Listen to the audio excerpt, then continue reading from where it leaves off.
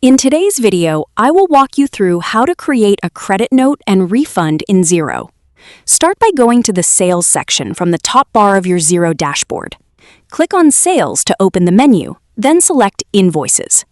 Once you're in the Invoices section, find the specific invoice that requires a credit note. Scroll through the list and select the correct invoice. Clicking the invoice will open the details for that transaction. With the invoice details open, look toward the top right corner of the screen and locate the three-dot icon. Click on it to open the available options. From the menu, select Create and Apply Credit. This will take you to the credit note creation screen. Here, enter the necessary details for the credit note. Add the reason for the credit note or any other required information. Review the details you've entered and make sure the credit note reflects the required refund or adjustment.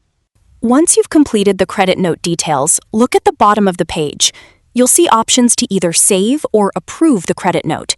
If you need to make further edits later, select Save. If everything is correct and you're ready to finalize the credit note, select Approve. Once approved, the credit note is created and applied. That completes the process for creating a credit note and refund in Xero. Thank you for watching. Please like and subscribe if this video helps you.